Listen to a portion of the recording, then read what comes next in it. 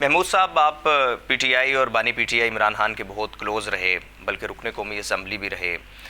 اب بتائیے گا کہ 27 سپٹمبر کی کال دی ہے پی ٹی آئی نے، اور سہیل افریدی نے کہا کہ ہم تو لاکھوں افراد لے کر پہنچیں گے اور ہر چوک کو ڈی چوک بنا دیں گے. اس وقت تحریک انصاف میں مختلف گروپس ہیں اور سمجھ نہیں آتی کہ کون سا گروپ کس طرف ہے. تو آپ کیا سمجھ رہے ہیں کہ یہ کیا مناسب وقت تھا سیاسی طور پر پی ٹی آئی کے لیے اس وقت کال دینا 27 سپٹمبر کو؟ دیکھیے، یہ جو کال ہے نا، یہ ایک آئی واش ہے. 27 سپٹمبر کی کال دی کیوں ہے؟ 55 دن کا جو ہے ٹائم دیا، تقریباً 2 منتھ. ہاں، تقریباً 2 مہینے، ٹھیک ہے نا. تو یہ دسمبر دے دیں. دیکھیں، انہوں نے کئی دفعہ مزاحمت کی ٹرائی کر کے دیکھ لیا، مزاحمت سے کچھ نہیں ہوا. یہ جب بھی حل ہوگا مفاہمت سے ٹیبل پہ بیٹھ کے ہوگا. ان کے پاس دیکھیں، اس میں کوئی دو رائے نہیں ہے. اس وقت کوئی لوگ نہیں نکل رہے، ہزاروں لوگ نہیں نکل سکتے. دیکھیں، یہ باتیں کر رہے ہیں لاکھوں کی اور کروڑوں کی، دیکھیں ہزاروں لوگ نہیں آ سکتے. یہ بیٹھ کے ٹیبل پہ سارٹ آؤٹ ہوگا. اور یہ میں بتا دوں کہ 90% لیڈران پی ٹی آئی کے آلریڈی جو ہے، جس کو آپ جو بھی کہیں ادارے بولے یا اسٹیبلشمنٹ بولے، یا جو ان کے ساتھ کانٹیکٹ میں ہیں. میں تو آپ کے چینل پہ اوپنلی کہہ رہا ہوں، میں نام نہیں لینا چاہتا ہوں، مجھے معلوم ہے کون کون سب کانٹیکٹ میں ہیں. اور جو باہر بیٹھے ہوئے ہیں، دیکھیں جو باہر بیٹھے ہوئے ان کی دکان چل رہی ہے. آپ مجھے بتائیں نا، جو باہر بیٹھے ہوئے ہیں ان کی دکان چل رہی ہے، اور کچھ لوگوں کی پولیٹیکل مائلیج مل رہا ہے. جو باہر بیٹھے ہیں ان کے یوٹیوب چل رہے ہیں، ان کے روزگار لگا ہوا ہے. تو ان کا انٹرسٹ کیوں ہوگا چیزوں کو حل کرنے کے لیے؟ دیکھیں، چیزیں حل ہوئیں گی تو عوام کے بہتری ہوگی. ان لوگوں کا جو کہ باہر بیٹھے ان کی دکانیں پھر کون چلائے گا؟ تو جس طرح محمود صاحب آپ نے، فواد چودھری صاحب نے، عمران اسماعیل صاحب نے، سابق گورنر، ایک انیشیٹو لیا نیشنل ڈائلاگ کمیٹی کا، تو آپ کیا سمجھتے ہیں اس کا بھی کوئی فروٹفل ہمیں رزلٹ نظر نہیں آیا؟ تو کیا آپ بانی پی ٹی آئی کے عمران خان کے قریب رہے؟ وہاں تو پی ٹی آئی میں عمران خان پی ٹی آئی. دیکھیں، ایک چیز تو دیکھیں، میں بتاؤں، ساری پولیٹیکل پارٹیز میں جو ڈیموکریسی کی بات کرتے ہیں نا، سب ڈکٹیٹرشپ ہے. چاہے پیپلز پارٹی، چاہے پی ایم ایل این، چاہے P T I, it's clear dictatorship. Democracy تو پارٹیز میں نہیں ہے. جب ڈیموکریسی پارٹی میں نہیں ہے تو آپ کیا ایکسپیکٹ کرتے ہیں؟ تو یہ برف پگھلے گی؟ بانی پی ٹی آئی جیل میں ہی رہیں گے یا باہر آئیں گے؟ نہیں، میرے خیال سے دیکھیں، میں دیکھ رہا ہوں بہت جلد، میں دیکھ رہا ہوں کہ یہ جس کو دیکھیں، ایک تو دیکھیں ہم نیگوسیشن کا لفظ استعمال کریں. یہ بدقسمتی سے یہ ٹیبو والا لفظ جو ہم ڈیل استعمال کرتے ہیں نا، وہ چیزوں کو پرووک کرتا ہے. دیکھیں، نیگوشیشن ہوتی ہے کہ انہوں نے کہا جی یہ صحیح نہیں ہے، یہ چیزیں ہیں، نیگوشیٹ کر کے اور چیزیں بہتری کی طرف آئیں، ان کو بھی کچھ ریلیف ملے اور ملک کے لیے بھی بہتر ہو اور عوام کے لیے بھی بہتر ہو. اور علیمہ خان کے جو تحفظات ہیں اسے آپ کیا سمجھتے ہیں؟ ان کی ذاتی رائے ہے یا وہ پارٹی کی پالیسی ہے یا حکمت عملی ہے؟ دیکھیں، ایک چیز یہ ہے نا کہ جیسے میں نے کہا نا، علیمہ باجی جو ہے وہ ایک اپنے بھائی کے لیے کر رہی ہیں. ادھر بھی دیکھیں، اس وقت ان کو بھی ایکسیپٹیبل نہیں ہے نا، وہاں پہ بھی رفٹ ہے، ڈفرینسز بہت زیادہ ہیں. دیکھیں، اب یہ دیکھنا ہے کہ میرے انفارمیشن کے حساب سے جو بیگم صاحبہ ہیں وہ پہلے باہر آئیں گی، بشرا بی بی.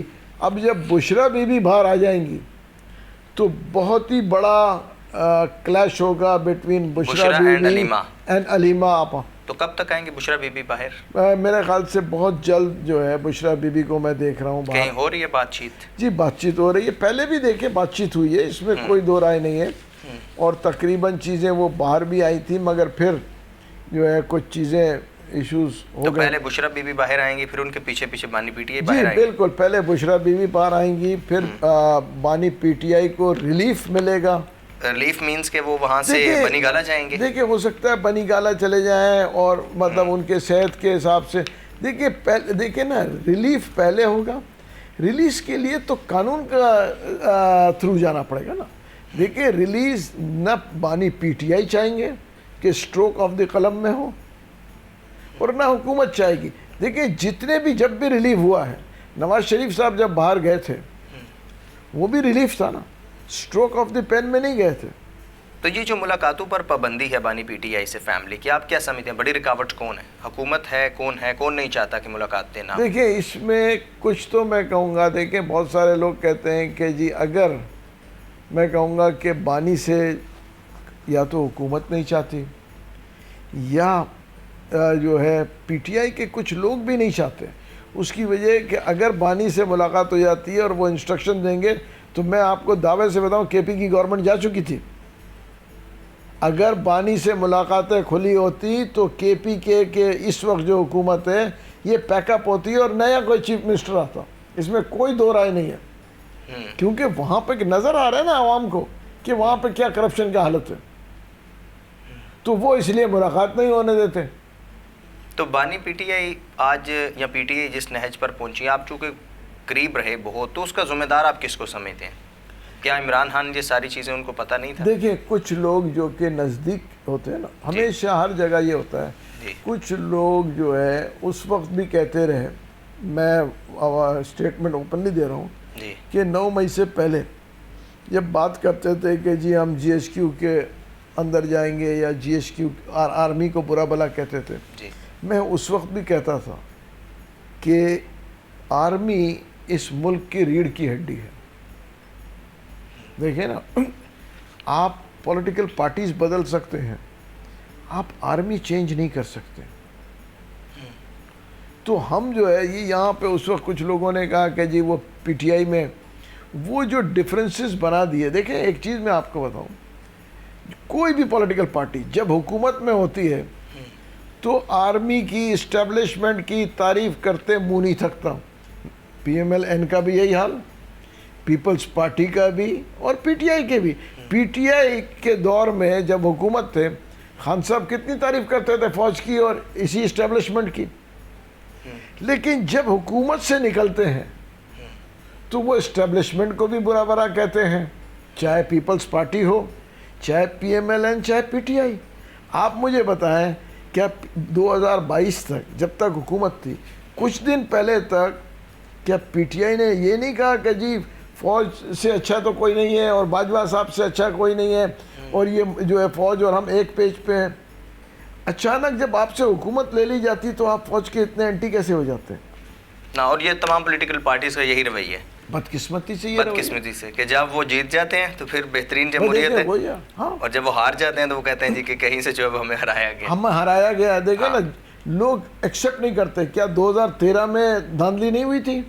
دیکھیں بیماری بڑھتی ہے نا، 2013 میں بھی دھاندلی ہوئی، اس سے پہلے بھی دھاندلی ہوئی، 2018 کے الیکشن میں دھاندلی ہوئی، تو 24 میں بھی ہوئی ہے۔ ہاں بیماری بڑھ گئی۔ دیکھیں کینسر جو ہوتا ہے نا، first stage, second stage, third stage پہ جاتا ہے نا، یہ تو کوئی نہیں کہے گا کہ 2018 کے شفاف الیکشن تھے یا 2013 کے الیکشن شفاف تھے۔ محمود صاحب، جو بھی نون لیگ اور پیپلز پارٹی کی نورا کشتی چل رہی ہے، تو اس کو آپ کیسے دیکھ رہے ہیں، اور کیا حکومت اپنی یا پرائم منسٹر اپنی مدت پوری کریں گے؟ نہیں، میں تو پرائم منسٹر کی اپنی مدت پوری کرتے ہوئے نہیں دیکھ رہا ہوں۔ یہ تو تاریخ گواہ ہے کہ کسی بھی پرائم منسٹر نے اپنی مدت پوری نہیں کی، تو یہ کیسے کریں گے؟ ایک آپ سے میرا لاسٹ کویشچن ہے، اور چونکہ آپ آٹا، چاول، گھی بڑا گروپ ہے آپ کا، اور یہ وہ اشیاء ہیں جو ہر پاکستانی استعمال کرتا ہے، وہ آٹا بھی استعمال کرتا ہے، چاول بھی، گھی بھی، لیکن ہم جب پالیسیز کو دیکھتے ہیں، اور ہمیشہ سے جب سے ہم تو پیدا ہوئے یہی سن رہے ہیں کہ کبھی ایکسپورٹ کی اجازت دے دی، کبھی امپورٹ کی اجازت دے دی، اور اس کا ملبہ جو ہے وہ آ کے قوم کے اوپر گرتا ہے۔ تو یہ جو ویٹ پالیسی ہے بالخصوص، اور آج کل ٹرانسپورٹر کی اسٹرائک بھی چل رہی ہے، تو آپ کیا سمجھتے ہیں کہ حکومت جو ہے، آپ بھی جب حکومت میں رہے، پی ٹی آئی کی جب حکومت تھی اور موجودہ حکومت بھی، تو کیوں نہیں ریلیف دینے کے حوالے سے پبلک کو ایسی پالیسی بنائی جاتی؟ دیکھیے جیسے میں نے کہا نا کہ جو بھی پولیٹیکل پارٹیز آتی ہیں نا پاور میں، جی، ان کا پبلک میں انٹرسٹ نہیں ہے، یہ بدقسمتی ہے، یہی تو میں کہہ رہا ہوں آپ سے۔ دیکھیں ویٹ پالیسی، ابھی دیکھیں پہلے تو یہ کہتے تھے سندھ میں چوہے کھا گئے، اب تو پنجاب میں بھی چوہے کھا گئے نا، گندم جی، مسنگ ہے۔ آپ مجھے بتائیں اس میں اربوں روپے کا سکینڈلز ہیں۔ گندم کی قیمت دیکھیں، میں آپ کو اس سے اچھا ان بڑے لوگوں کے لیے بلیک منی پارک ہوتا ہے گندم میں، یہ میں ایک اور چینل پہ بھی کہہ چکا ہوں۔ اس کی وجہ یہ ہے کہ ابھی انہوں نے کہا کہ جی ہم نے 1.5 لاکھ ٹن 2 لاکھ ٹن برآمد کیا لوگوں سے۔ آپ کو پتہ ہے 1 لاکھ ٹن کی کتنی مالیت کا ہوتا ہے؟ وہ کتنی ہوتی؟ میرے خیال سے کوئی 1 منٹ میں آپ کو بتا، 1 لاکھ ٹن کی مالیت ہوگی 1 लाख टन गंदम की 1 लाख टन गंदम की मालियत होगी 90 अरब रुपए। 90 अरब। तो ये थोड़ा एक्सप्लेन करेंगे कैसे पार्क करते हैं, यानी बड़े लोग ब्लैक में देखिए कैसे? उसकी वजह ये है कि इसके ऊपर जो है कोई पॉलिसी तो है नहीं। आपने गंदम खरीदा, आपने अपने गोदाम में रख दिया, गंदम कैश से लेते हैं, कौन सी बैंकिंग चैनल है, कौन उस पर टैक्स दे रहा है? आपको बताऊं ना, अरबों रुपए के खरबों रुपए के लोगों के पास गंदम पड़ा हुआ है। तो ये कौन लोग हैं? ये जो हुकूमतों में है, हमें हर दौर में हुकूमत में रहते हैं। देखिए गरीब आदमी थोड़ी पार करता है। 26 लाख टन से 28 लाख टन गंदम पैदावार है पाकिस्तान का। किसान तो अपने लिए मेरे ख्याल से 5 मिलियन रखेगा, 6 मिलियन रखेगा जी, ठीक है। ये जो 26 मिलियन टन में से अगर 6 रखेगा, ये 20 मिलियन टन किन लोगों के पास पड़ा रहता है? और 20 मिलियन टन के मालियत खरबों में जाएगा। आप कैलकुलेटर पकड़ के देख लें, इसके अनडॉक्यूमेंटेड ट्रांजैक्शंस हैं इनकी। तो जैसे आप कह रहे हैं कि 32 एजेंसी से इन्वॉल्व होती हैं किसी इंडस्ट्री के जो है वो ऊपर, तो इस तरह फॉरेन सरमायाकारी फिर कैसे आएगी? वो तो नज़र नहीं आता ना कि जो फॉरेन इन्वेस्टर है वो। सरमायाकारी के लिए एक तो चाहिए आपको स्टेबल गवर्नमेंट, पॉलिटिकल स्टेबिलिटी चाहिए, इकोनॉमिकल स्टेबिलिटी चाहिए। इस वक्त इतनी अच्छी अपॉर्चुनिटी है, अरबों खरबों रुपए पर्शियन गल्फ से कराची आया है। हवाला जो है रिवर्स हो गया। पहले हवाला चलता था दरम जो है दुबई का 80 रुपये, ठीक है ना, 4 रुपये प्रीमियम था। आज 8 आने नेगेटिव है। आज हवाले से जो पैसा आता है 8 आने नेगेटिव है। इतना पैसा आ रहा है पाकिस्तान में, मगर क्योंकि कोई पॉलिसी नहीं है तो लोग उसको पार्क कर रहे हैं, अपने घरों में रख रहे हैं। आप पॉलिसीज़ लेके आएँ, आप इन्वेस्टमेंट के अपॉर्चुनिटीज़ दें कि लोग इंडस्ट्री लगाएं, आप इंडस्ट्री लगाने वाले को कोई इंसेंटिव दें। एग्जैक्टली और वही कि जो मोहसिन नकवी साहब ने भी कहा कि अब तो हमारा इमेज सफारती लिहाज पर बहुत अच्छा है, लेकिन हम इसको कैश नहीं कर सकते पब्लिक के लिए। देखिए कैश इसलिए नहीं कर सकते कि हम पॉलिसी नहीं बना रहे ना।